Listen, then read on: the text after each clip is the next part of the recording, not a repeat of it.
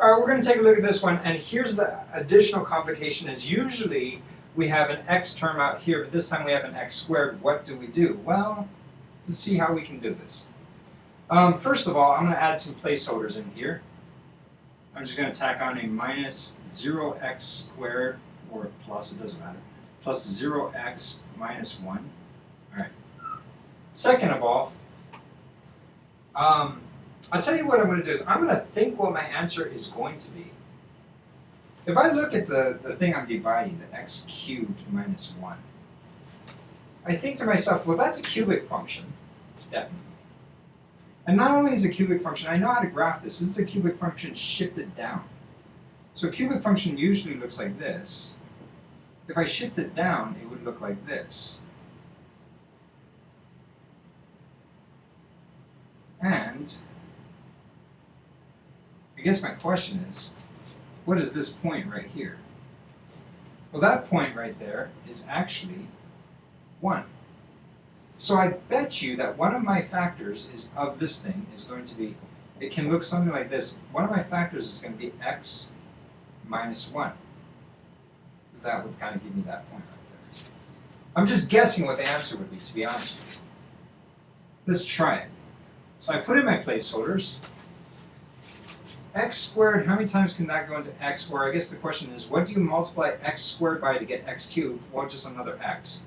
And I'm going to multiply x into all of this, and I get x cubed plus x squared plus x. I'm going to subtract that one down. So that becomes 0, which is good. This becomes negative x squared. This becomes negative x, and I drop down that negative 1. What do you multiply x squared by to get negative x squared? Oh, minus 1. Hey, wait a second. Isn't that what we guessed the answer to be? Interesting. Now, here's one of the other things I want to kind of point out. Maybe this is beyond the scope of the problem, but I know that this might be coming up. I'm arguing with you that x minus 1 times x squared plus x plus 1 is equal to x cubed minus 1. That's what I'm saying. I guess I'm not arguing it with you since I just proved it, really, literally. And so, I shouldn't have erased it. I should have erased first, but anyway. So I'm saying that the graph looks something like this. What I was thinking about is this. I know that we can account for one of those zeros, this one right here. In essence, this should give me my other zeros. The hard part about it is when you look at the graph, there are no other zeros. So what's up with that? I mean, if we could factor this using the quadratic equation or whatever, or we could factor it, we'd be home free. We could figure out what those other intercepts are.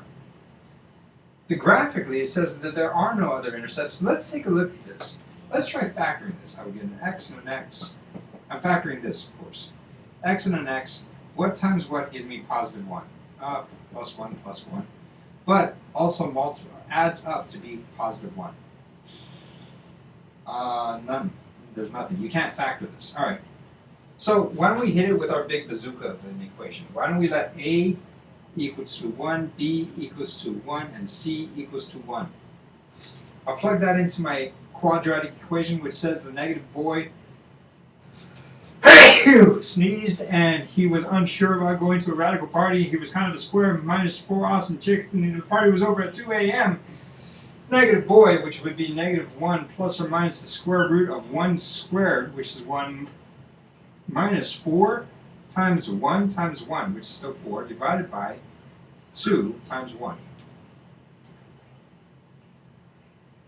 The problem that we have here is this 1 minus 4 is negative 3.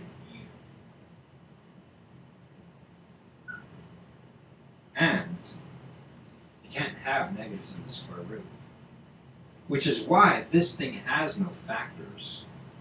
No real factors, actually, to be honest with you. I guess what they call it is they're called imaginary factors. We're not going to get into that. But I'm just kind of showing you why that graph doesn't cross at other zeros.